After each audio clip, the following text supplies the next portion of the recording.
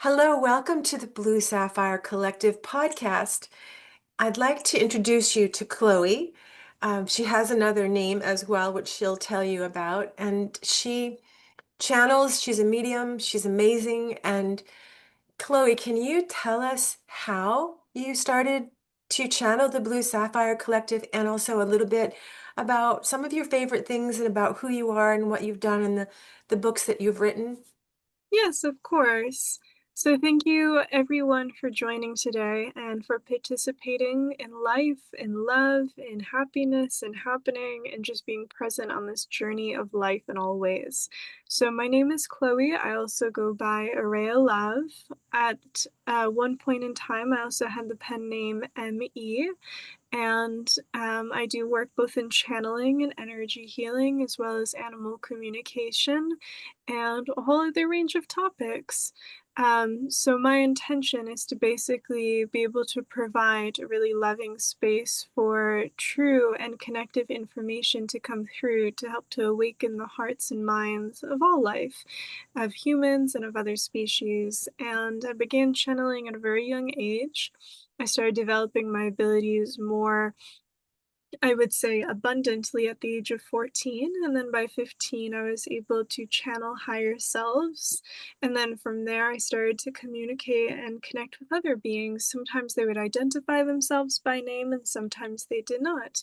But I'd always feel their presence, and they always had this beautiful, loving light and energy. So it was really incredible to connect with them and to feel with them.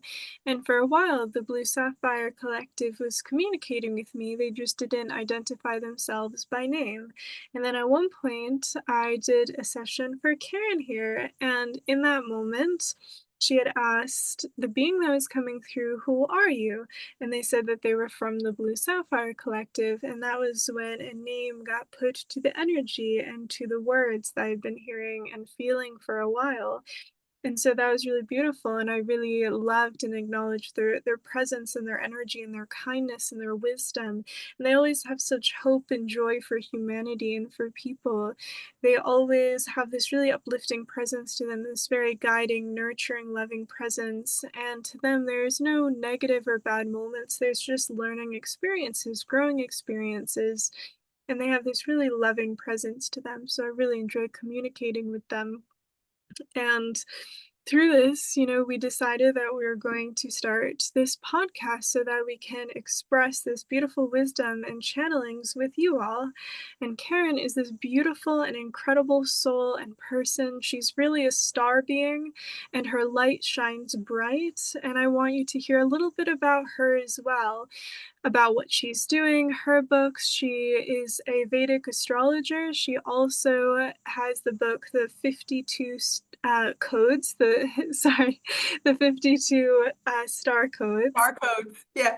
Yes, Of creation, but that title will change. Yeah. yes. And in general, so one thing I wish to share before I introduce her with the public is that I'm very expressive and direct with channeling, but in personal speech, I can stumble over my words a little bit. So that's one of the ways you can tell if I'm channeling or not. I used to also channel during school when I had to take tests or do any type of assignments, including public speaking, because let me tell you, it really helps to flow and to share the knowledge more brightly. So I introduced Karen, and I would love for her to share more about who she is and how she connected on this path of spirituality and connection within her life.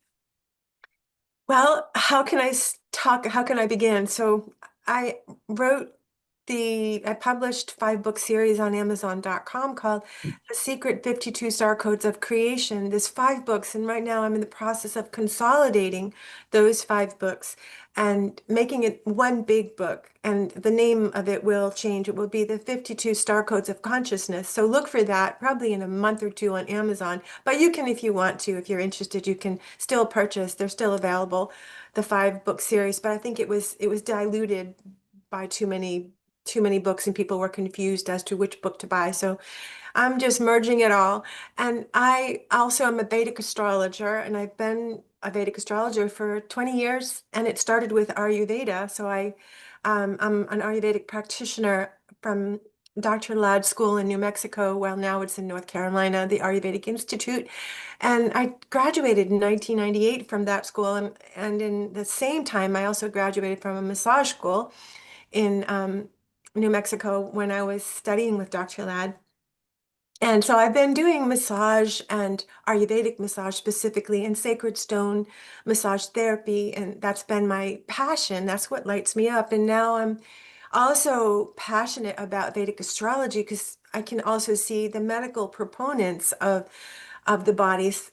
I'm mostly a healer and a mystic, so that's what catapulted me in to the stars and understanding people through the stars. And I I did this with Chloe last year, and I knew that this was real. And this, there's so many people who pretend, or they're people who aren't authentic, but I knew she was. And I was so honored to meet her and her Blue Sapphire Collective, and I still am. And then to find out that the why I was so drawn is because I'm part of the Blue Sapphire Collective. My soul is, and so is Chloe. She's a creator being in the Blue Sapphire Collective. And I looked at Chloe's chart, just maybe TMI, and to see, I had to see her Vedic astrology chart to understand and be able to recognize other creator beings because they're rare and they're special.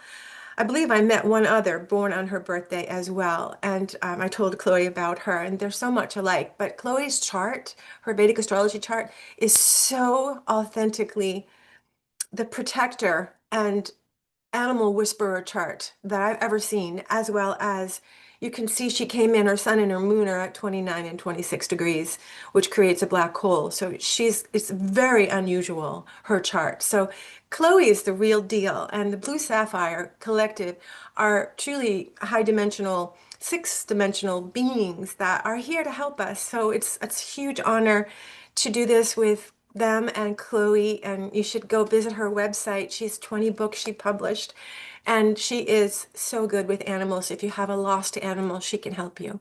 Okay, so let's begin. So the first question is, well, first you want to invite them in. Yes, Yeah, let's see who wants to come through. Are they all yes, coming through? we'll see. And thank you Okay. for the wonderful introduction and just for being yourself. You're truly a star in this life, and the world needs stars, the world needs love, the world needs light, and you are that light. So thank you for being here today. You're welcome.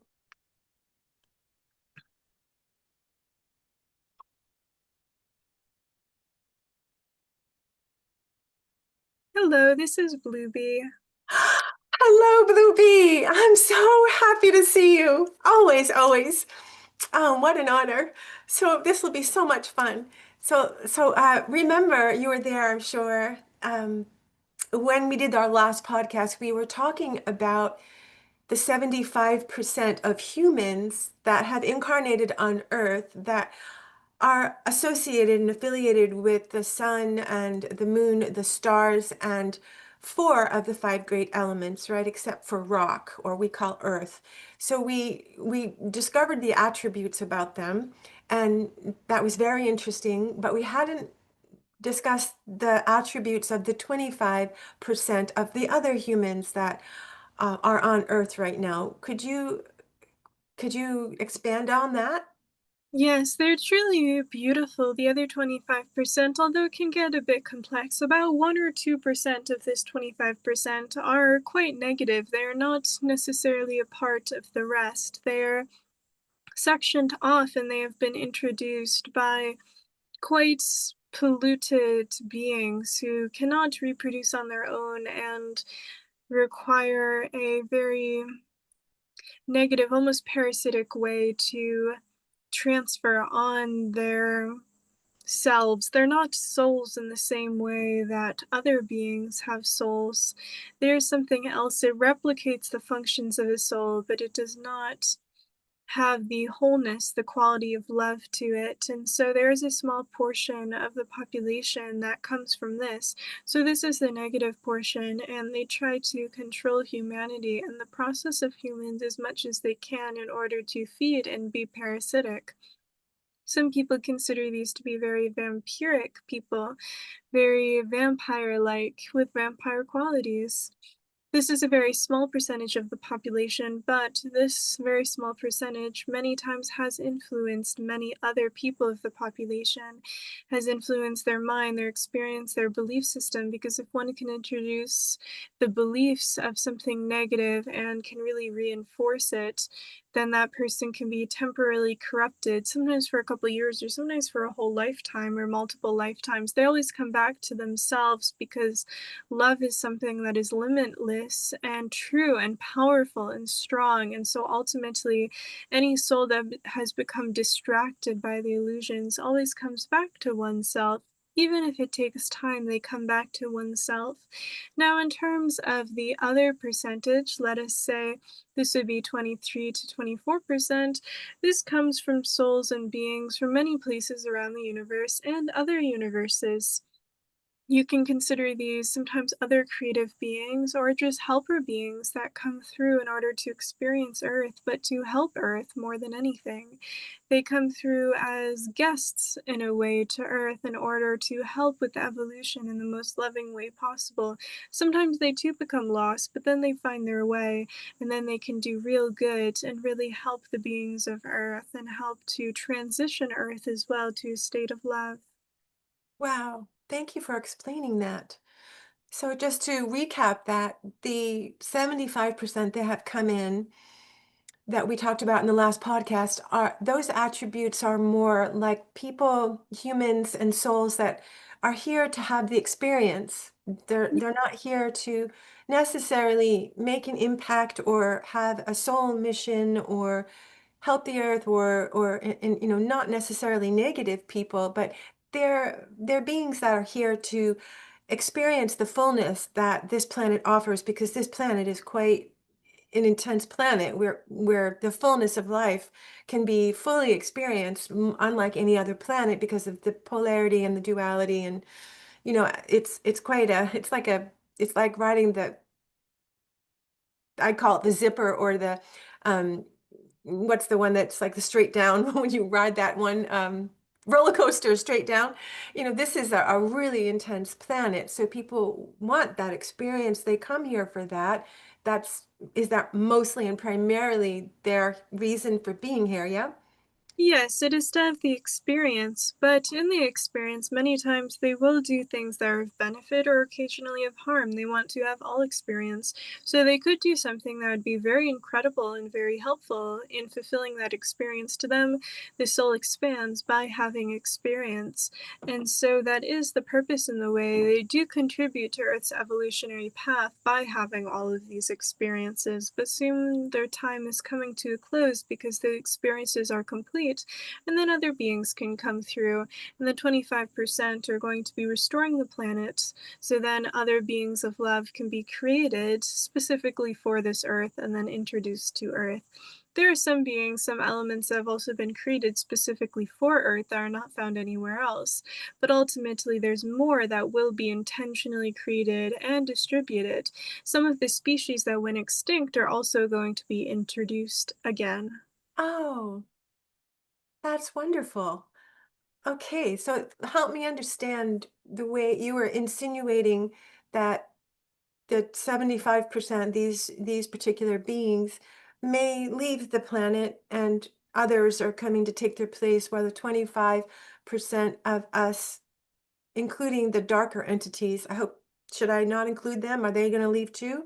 Yes, the dark entities are already being kicked out. Some of them are being transformed, but kicked out is a good representation. They're being sent back or banished to their place of origin for healing and transformation, because ultimately every place of origin is able to heal and transform, even for those of negative beings. Origin places have to have at least some level of positive created energy in order to even found anything. So if they go back to their origin of the origin, they're able to heal and transform there. Some of them are also being transformed just on Earth, but many of them are being banished. Okay, that's reassuring. So then there's about 23 or so percent of those beings, me included, Chloe included, others that are here for different reasons, for more of a mission or a purpose or to help the earth, and not so much for the experience. So those beings will stay and help carry the torch during the there's a big transformation happening on earth. So I'm wondering how that will look when the 25% or 75% leave and the 23% stay, and those darker entities get transformed or healed but aren't going to be on the planet. I'm wondering when and what will that look like? What should we expect? Maybe we could compare it to, say, the fall of the Roman Empire, the apocalypse there. It felt like an apocalypse back then, and as well as the fall of Atlantis. Maybe you could explain, maybe this is unlike any other time on Earth. I don't know. How can we best be prepared? What should we expect, and when will this happen? Yes, we can explain this. One thing we'll also mention before we explain this is that, yes, you come from the Blue Sapphire Collective and you are a guest, so you are in one of this 23% to 24%. Chloe, however, does not actually come from this collective. She is a friend of the Blue Sapphire Collective, but she is not founded or created there. She has many close ties to it and many strong connections, which is why it seems as if she is from there, but she is not exactly from there. She was created very intentionally to be a creator being for a specific purpose. She's been on Earth since the creation of Earth, in fact, which is quite some time. So ultimately, she has a bit of a different role. The purpose is the same. What we mean by this is that the purpose is to awaken and to spread love, just as it is for you, but the role is expressed a little bit differently. We cannot tell you exactly who she is because ultimately this can be a little disruptive at this time. What we mean by this is that some beings, they have their identities hidden for a very long time for very specific reasons, because ultimately it can cause their harm if it is known, not because of one person knowing it, but because there's many spies who infiltrate and hear in, and if they feel that they can reach a certain access point, they shall. But anyways, we will say this, both of you have very strong connections to the Blue Sapphire. You're the one that was founded there, which is a really incredible place to be founded because it gives you this limitless energy and potential. You can also be reborn as a star in many different places, and you can access many created energies. And so you can help with the foundation of planets, for instance, if you choose to do so at some point. But we just wanted to clarify this.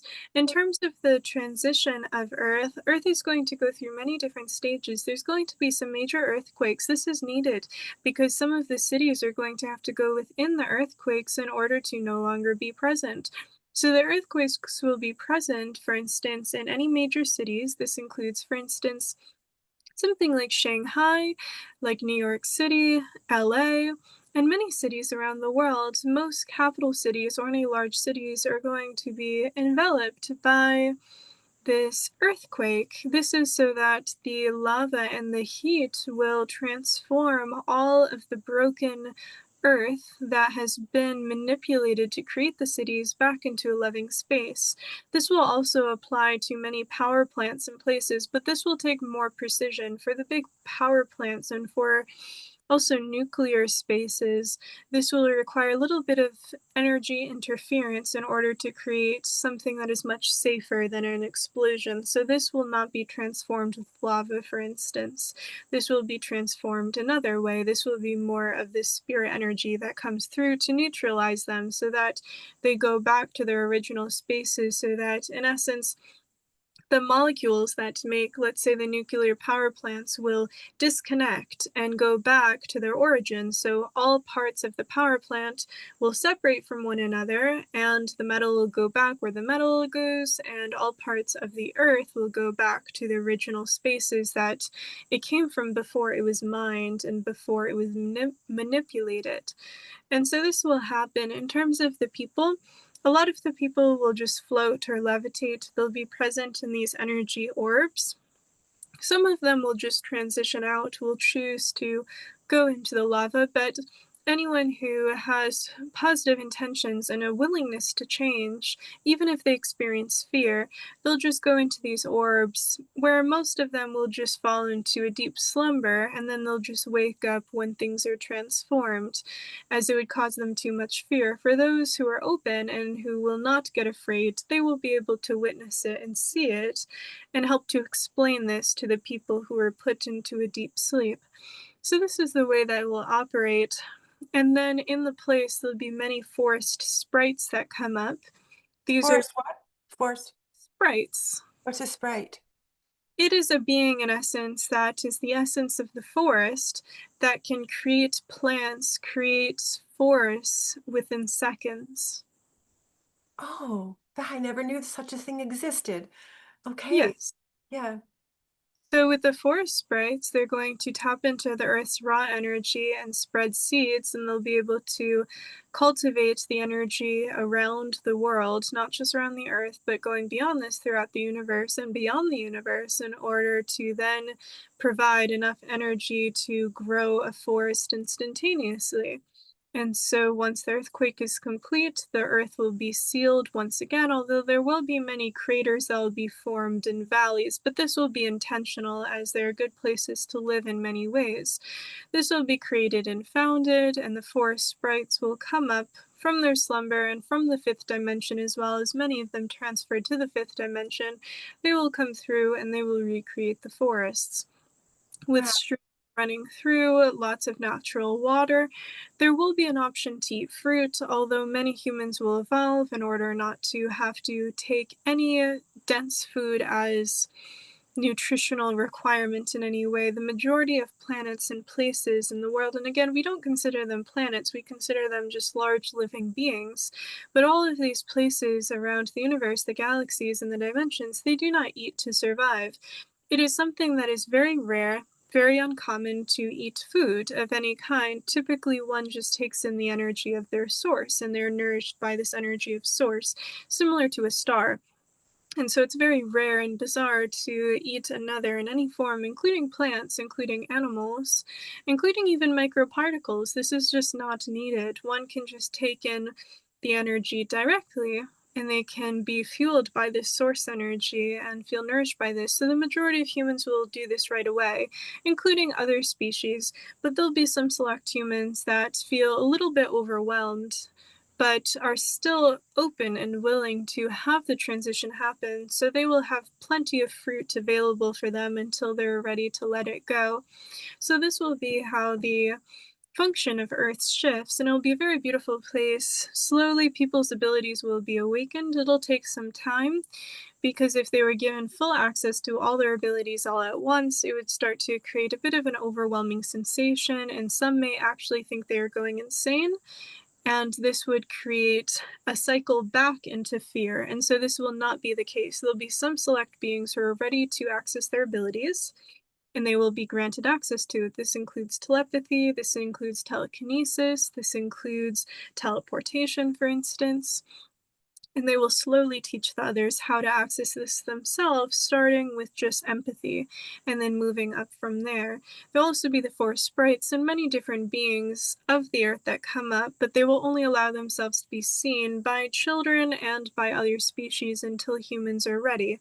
It'll take about 100 years for humans to really access themselves fully, and in that period of time, they'll just be given very gentle and loving guidance and wisdom, but their lives will be much longer. So, for instance, a human lifespan would be able to go several hundred years. And so, to them, they basically start off as children once again, and this will be good for them. Some of them will have adult bodies, but ultimately their minds will be very similar to children. Hmm. And so this would be the process. Already, the minds of almost all adults are similar to children, so this won't appear very different. It's just that they'll receive proper guidance, love, and support. So this is the process that will occur. Thank you for explaining that. It seems that it's over a period of 100 years, this will all slowly unfold instead of it all happening in the next, 5 or 10 years. It's something. So these earthquakes that are due to happen in the big cities of around the world Uh, when will it be one big earthquake that will get all those cities, or minor earthquakes? Or I mean, they're going to be major, but in select places over a span of 100 years. How will that unfold? So first there will be a couple very minor ones. Those have already begun to start. And then at one point, all of them will happen all at once. All the major ones will happen all at once, and they'll be divided because they'll only be in the places that they need to occur, which is mostly where the cities are. And when it comes to smaller places, there'll be other methods for transforming it. For instance, if there's just one house that has plastic, for instance, in it, but there's a big force around it, then it is much easier to transform it. But for big places like cities that are very deformed, this will happen all at once. But again, the earthquakes that are major that envelop the cities, this will all happen at once. But the minor occurrences that are just building up the feeling of it, they're more of a feeling like the calm before a storm more than anything. These have already begun. Okay.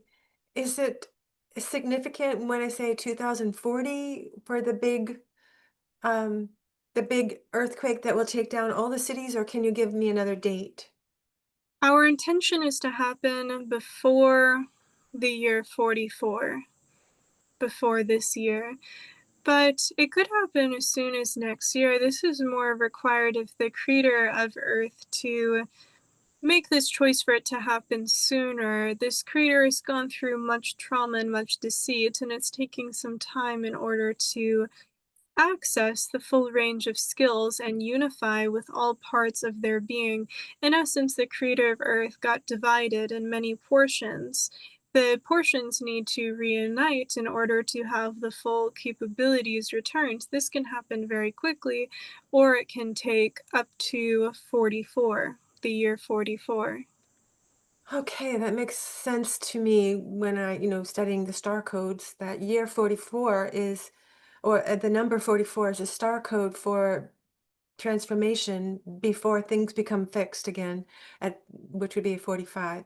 So I'm wondering if it does happen next year, um, how can we best be prepared? Yes, what I don't want is this video to scare anybody.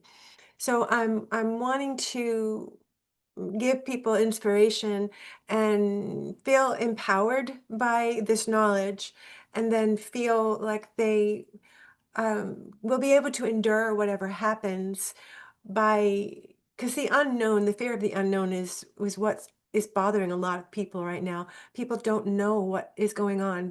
They feel lost. They have no idea who to trust. The news is lying. It's just delusional. So a lot of people are their anger and feeling of out of control and fear of unknowns or collapsing them inside themselves, and they're becoming anxious, and they're not everybody is completely happy right now. There's a lot of people who are experiencing extreme anger and emotions that are non-coherent. So what I'd like to do with this podcast is shed some light and help us to dispel any confusion or chaos so that we can be prepared. So I understand what you said, that it could happen anytime next year, starting next year until 2044.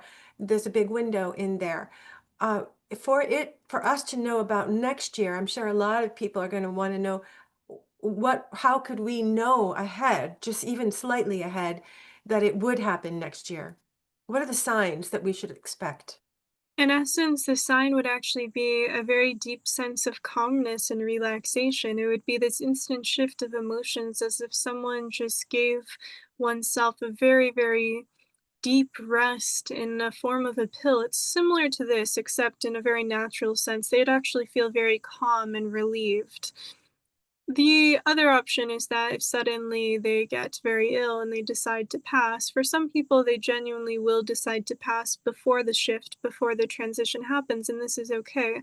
Ultimately, the most important for people to prepare is by releasing fear. There is nothing to fear. You would never be put in a situation that elicits fear. As in, what we mean by this, you would never be put in a situation that you're unable to overcome and grow from.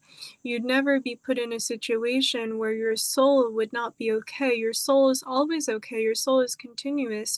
Love always surrounds you. Love is always a part of you, and you can trust within your soul's journey and your soul's path. You made the choice to be here on earth. You made a choice to have these experiences. You would not have it if it would create permanent damage to you or if you were unable to overcome certain circumstances. So if people just recognize that, in essence, fear is the ultimate illusion. Okay. And love is the solution. Fear is the illusion, love is the solution. If people just remember this and they really ask themselves, right now, what am I feeling? Is it fear based or love based? If it's an Okay. answer That's that it's good. yes, and then the other thing that we also share is that once Earth transitions, it'll be quite wonderful. There will be no ice age, there will be nothing that seems very toxic or negative. People live in harmony. There will be no more parasitic creatures. There shall be no ticks, no leeches, no fleas. Nothing that is being eaten by one another, as in, there shall be no predators, there shall be no beings who eat one another. This shall just stop happening. And naturally, if a body transitions, it will just become Earth instantly. There will be even no dead bodies. For instance, if someone transitions out of their body, there would be no just rotting flesh that is exposed. It would not be like this. The body would instantly become earth, would be regrown into a tree or into plants or into something of life. The cycle would continue automatically. There would be no overpopulation because ultimately no one would feel the need to reproduce unless they were meant to reproduce in that moment. They would be completely interconnected. Telepathy would be one of the first abilities to be awoken after empathy. First, you would feel others, and then you would be able to hear and communicate with others. Although empathy is the foundation of telepathy, this is why they're interconnected. Ultimately, it'd be truly wonderful for everyone, and there is nothing to fear for what is to come. It'll be a smooth transition, one that really awakens the mind and can feel overwhelming, but not in a negative sense. It's just that suddenly it is like seeing a world of color if you only saw gray. This is what it is like. Color is beautiful, but it can seem overwhelming if you've only seen gray and nothing else. Or it is like not having sight and then suddenly you have vision. It is like this. It can seem overwhelming, but it is beautiful. And so it Mm. is something that is valuable and kind and wonderful to experience. There's so much value in it. There's no need for people to fear. If anything, what they need to do is to spend more and more time in nature, connect with the forest, connect with the trees, connect to bodies of water, connect with nature. Nature loves you, earth loves you. The more you connect with nature, the more you will heal and feel and experience wholeness. If you feel wholeness, you will no longer be stuck in fear. This is our message to the collective.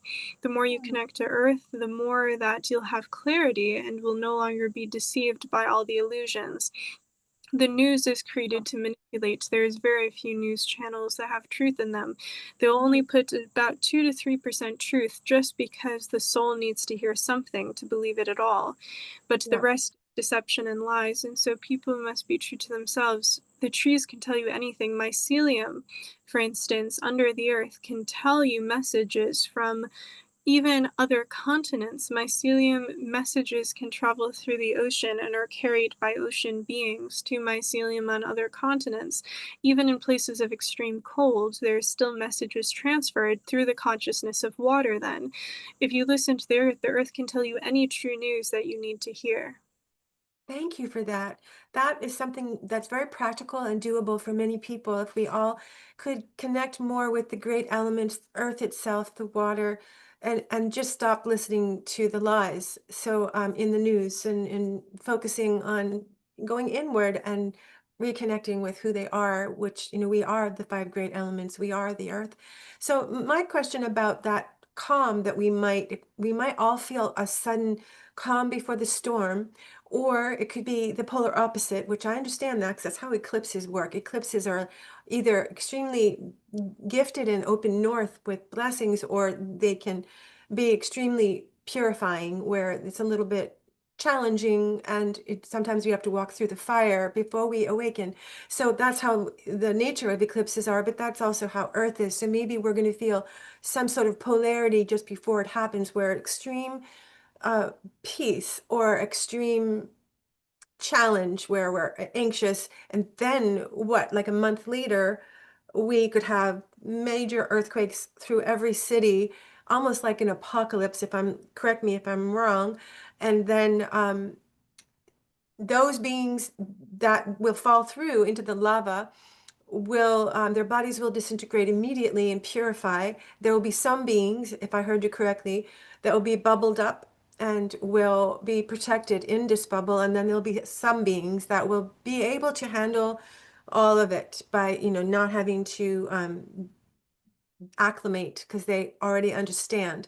And maybe those are the ones that will help others get through it. So my question is, I thought, like, so Dolores Cannon and a few others have said there's two Earths, and one is just going to go away. I don't know how that would happen, and then we're all going to this other Earth. But the way you're explaining it, there isn't two Earths. That this particular Earth is actually going to be the new Earth, and will be completely transformed after the earthquakes take down all the diseased cities. And then we will have new forests, new trees, new beings even incarnating, and we won't need food. We can have fruit if we want, but we will have a different physiology, possibly more light beings. Our bodies will, what will happen to those, say, 22% that aren't going to be bubbled up or purified into the lava? What will happen to those physical bodies to be able to sustain the new vibration on the earth, the new earth?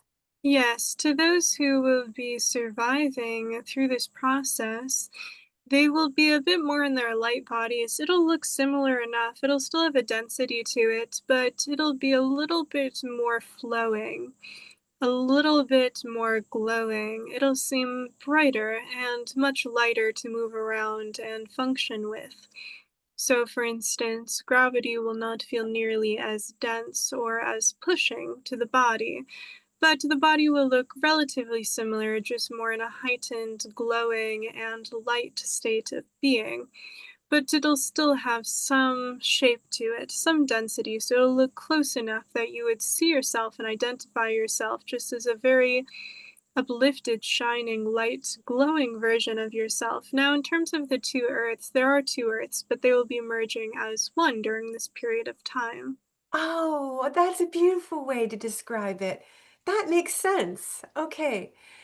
Okay. So then my next question is about this three-eye Atlas comet that's headed toward Earth. NASA says it's a comet. Other people think it's something else. And when I measure it in the star code system, the calculator, it comes to a 13, star code 13, which is the King of Hearts in the playing card, which is fascinating because this eclipse happening on September 21st, it is going to be on a black three Stargate. The three of clubs is the shadow card to the King of Diamonds. So I'm connecting the dots here, is that that week of September 21st is the 39th week of the year, which is the star code to the King of Diamonds. So that tells me that the King of Hearts is coming in to ignite the Red King Stargate. But there's karma shadows involved because that day globally, anyone born on September 21st, for example, is born on a Black 3 Stargate day. So it's going to be a powerful day where we have a literal eclipse and then a Black 3 Stargate, which is like an eclipse, and then this comet coming in, and this week that is ignited on Sunday as the beginning of the Red King Stargate week. It's going to activate that as well. There's a lot of activations going on for that whole week. This eclipse is intense, and I'm wondering if you could explain what the 3-1 Atlas comet has to do. Is it with Earth? Is it to support us? Is it to, who are they? And what is it? In essence, it is to provide hope and security for humans, for Earthlings. In essence, it is to show that you're not alone. You never have been, you never will be. And there's other planets that are very similar to Earth who have similar qualities. Other beings, other life forms Uh-oh. exist. Maybe exist. Who broke up a little bit. Other life forms exist, you said, and other beings, and this comet is a being that is a good being. It is coming to help us. In essence, it is not a being in the way that you perceive a being to be. It is more of a gift from the beings of another planet, of another place, to show that they exist and to share kindness, to share hope for humanity, to let humanity know that they are not alone. Okay, so this comet is a gift from another planet similar to us to inspire us. It's not here to hurt us. It's not here for anything nefarious. Just it's as for us to realize that there are other beings out there and that we should consider this comet a friend.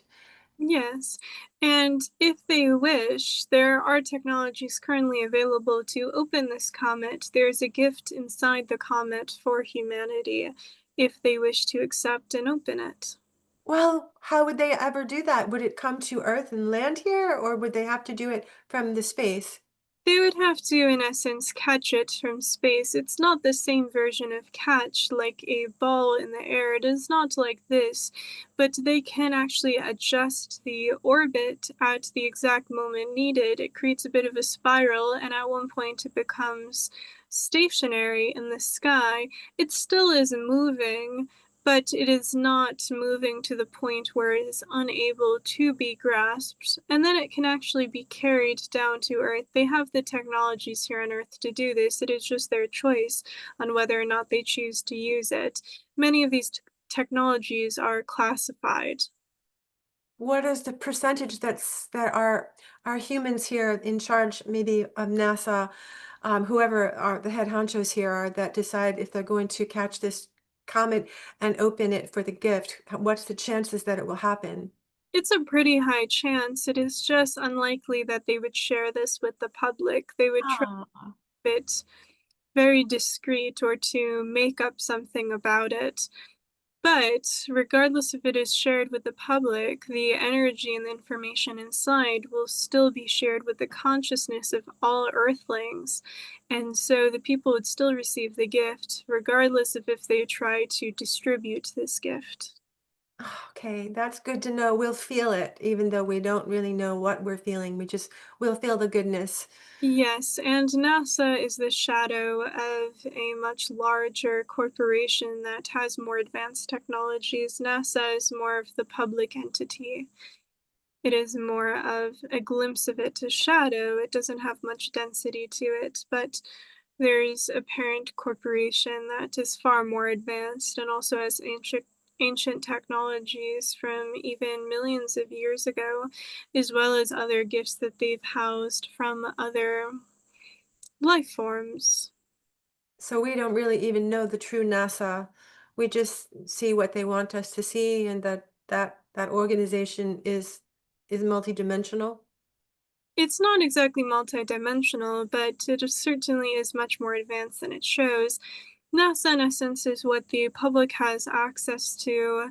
The other parent organization is not even run by humans. It is quite a different kind of organization. It's other beings that have come here and to use the technology primarily who live for a very long period of time. They disguise themselves as humans if they go out in public, but this is very rare.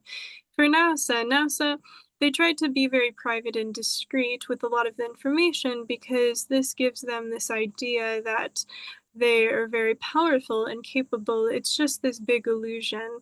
It is like asking a 3-year-old to keep a secret because, in essence, it makes them feel important. The same thing goes for NASA. Much of what NASA does is not shared with the public, but this is so that the workers actually feel very important.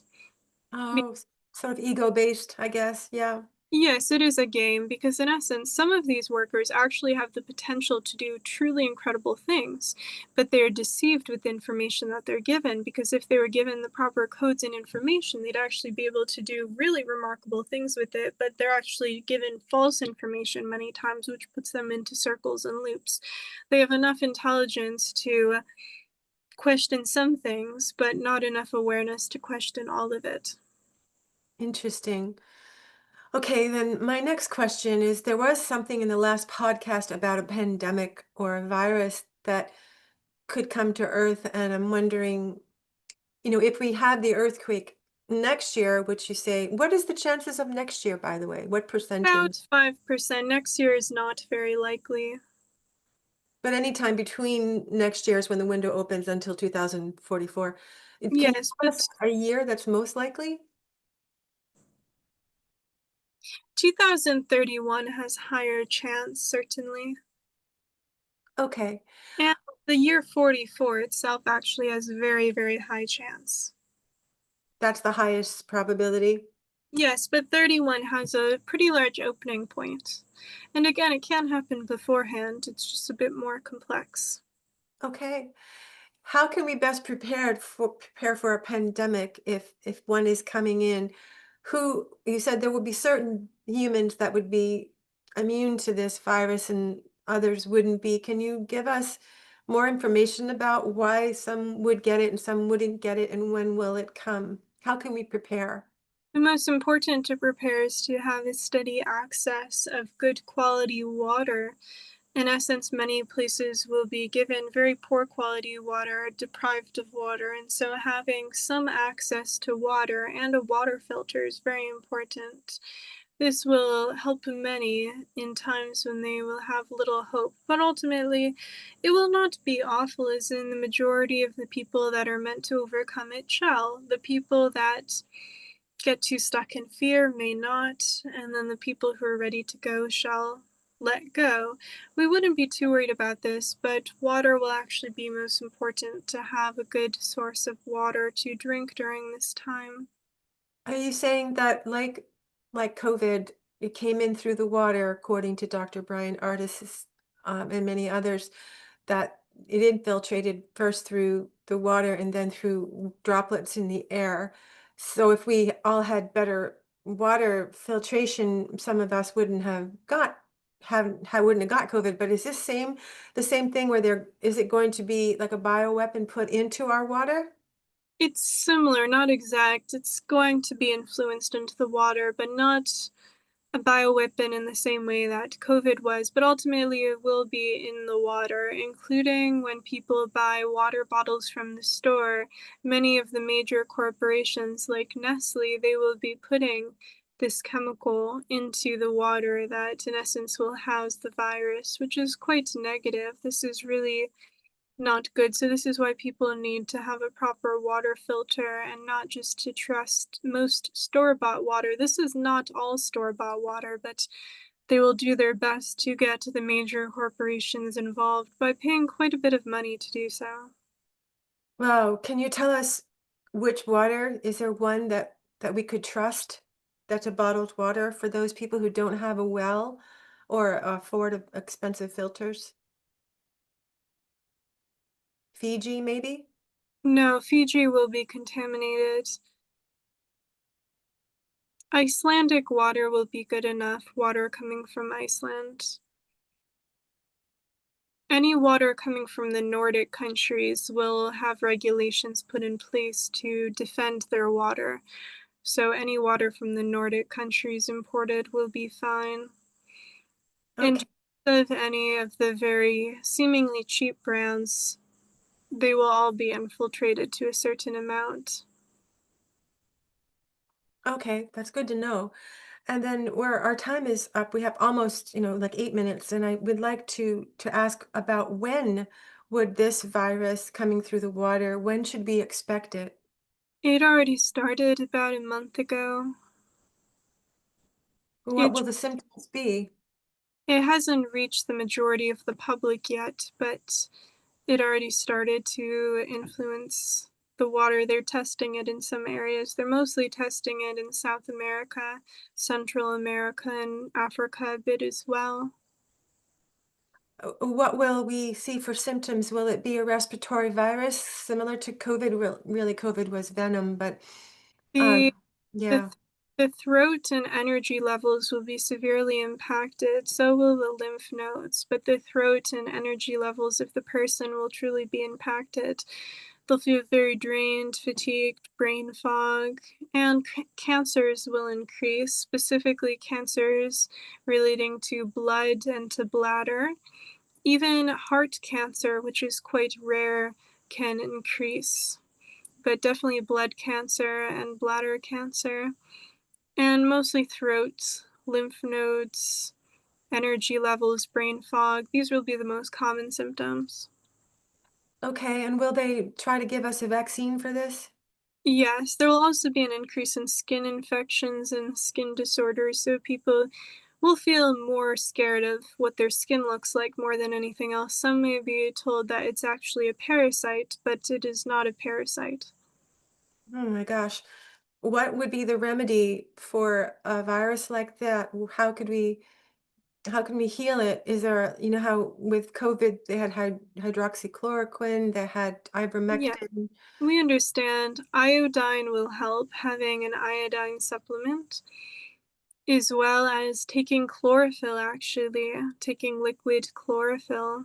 This will make a big difference in the body, as well as sun gazing safely mornings and evenings during sunrise and sunset. Sun gazing will strengthen the body's immunity. They will need vitamin D. It is mostly for increasing the immune system as well as the body's ability to actually photosynthesize more than anything else. If the body can do this, it is just less likely to be harmed. Okay, so we'll stock up on chlorophyll, liquid chlorophyll, and Iodine, iodine. Yes, I'm wondering, vitamin D. and what was the last thing? Vitamin D, if one cannot receive it as much from the external from outside, then at least they must take a supplement. But supplements of vitamin D do not work very well, so one has to take about 5 to 10 times the recommended dose of a vitamin D supplement to actually receive the benefits. Oh my goodness. And you're doing this, you're recommending this for our immune system specifically, not specifically the virus. It's more to build our immunity against it. Yes, and also to be able to fight it more effectively if it does intrude. Anything to increase the ability of the body to do photosynthesis also helps. That's why we recommend the safe sun gazing as well as the chlorophyll. The chlorophyll is more to actually help the body to adjust to the frequency of what plants are capable of, but more higher dimensional plants. There's many different varieties of plants. The higher dimensional ones don't have to receive food from the soil. They can if they choose to, but they don't have to. But they do receive star and sunlight. Will there be a vaccine that's, another bioweapon that will be offered at this time and we should not trust it, correct? Yes, of course. It'll be offered and not to trust it. It's very synthetic and it's actually slows down the functions of the body, so it can create organ decline as some of the organs will just become very low functioning. And And so organ transplants will increase, oh wow. but they will not work very well. Okay, and the water, just like they put that plasmid in the water as a bioweapon for COVID, and then there were the droplets in the air. So there were two ways to contract well, COVID wasn't really even a virus. As you know, it's just it was venom, right? So I'm wondering if we will have droplets in the air where we would inhale this next coming virus, or is it exclusively drinking it, or could it come through the skin? It can come through the skin, but it will not be airborne. They haven't figured out how to introduce it in the air effectively. It just drops to the ground. Okay, so we have to be careful about showering and bathing as well as what we ingest. Yeah, Yes? thing that it has to do with water. This also includes food, but it's less likely for the food to be impacted than water directly. Is there a filter system that you could recommend? I'm trying because I don't want people to watch this and completely freak out and have more fear and then not know what filter to get. Anything with reverse osmosis or even a distiller is good enough. Okay, that's good to know. Is there anything else? We have just like 3 minutes left. Is there anything that you would like to share with us that That would help us inspire us? humans are not doomed, and anything that is done can be healed. So it's important not to despair or to think that humans have ruined themselves. It doesn't work like this, and there's always the ability to heal, to repair, to grow, to nourish, to inspire beautiful change within oneself and within the world. There is no reason to fear, truly.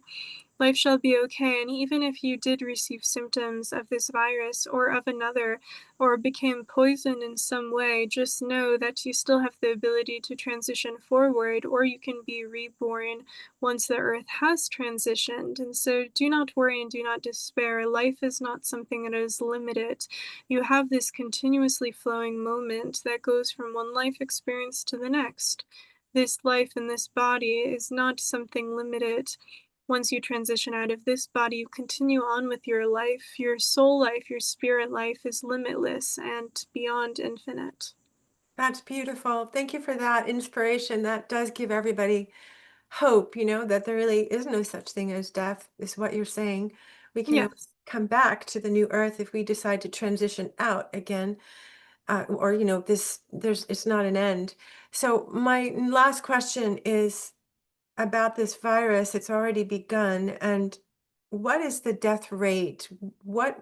So if someone has an autoimmune disorder or they have a lot of symptoms already and their immune system is weak, they're probably the ones to go first. But if someone has strong immunity and they're younger and they're listening to this video and they're stocking up on chlorophyll, getting a water filter and taking iodine, and vitamin D, can you tell us what's the death rate?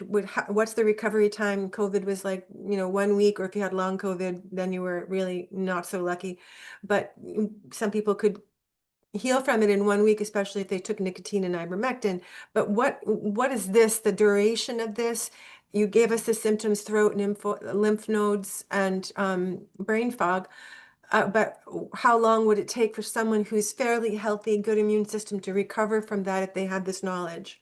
About a week to 2 weeks, and the symptoms wouldn't be horribly extreme. They might feel intense for a day or two, perhaps a week, but they'd be able to recover in a week or two. For those with severely compromised immune systems, they'd be able to recover within a couple months. But if they gave in to fear, or if they decided that they wanted to transition and pass over, then they would have about a 12% what you would consider a death rate, which is not really a death. It's more of a letting go to embrace a new life. But ultimately, in terms of the people that have health, as long as they also have hope, then it'll pass over very quickly. For those who have good health but have very intense fear, then it could be a month or two of some symptoms that might feel certain extremes at times, but the death rate of it isn't very high. It's more used to control and to fear people, and it's more long term, where some people who really give in to fear and believe everything that they hear from these news sources, then this is when they have a higher chance of developing organ failures. We want people to know that although death is not a true death, if someone intentionally takes their life, this does create a disruption in their system, because, in essence, they're disconnecting themselves from love intentionally and they have to reconnect to it. And so, this is something quite negative. And so, even though it is not a true death, it is not something of positivity or goodness. So, people must be aware of this. Not And to commit suicide because it has consequences. yes, it truly does. It makes life much more difficult after transitioning than if one goes with the flow. if one does something intentional and very controlling, this creates a disconnect that they then have to heal. It does not hurt their soul, but it certainly influences their experiences in spirit life before they mend themselves because they made a choice that was a very intense disconnect. It also has karmic implement because the body is alive, and so the whole civilizations of the body are transitioned with. And if they experience fear during this transition, it can be very challenging. And most, if they take their life, it is because they've been corrupted by fear. And so in this case, they have to also guide the organisms of their body, which are trillions of them. So it's quite impactful to do so. We just want people to be aware of this. Thank you for sharing that. That might make those who are considering suicide to think twice. Okay. Not an out, it is just more of a complication. But we have compassion for all of those who've been influenced or stuck in the cycle of fear. We love you, we see you, we feel with you. We want you to know you've never been alone, you never will be. We're here with you. You can call upon us, you can feel us. We are here with you now. Thank you. Thank you for your love. Thank you for coming to Earth to help us. We love you. And this podcast is for love and to remove fear so that we can have the knowledge, because knowledge removes fear of what's really happening, the truth of why we are here at this time on Earth. Thank you. Thank you for being present on Earth as well, for you made the choice as well. We love you. We love you.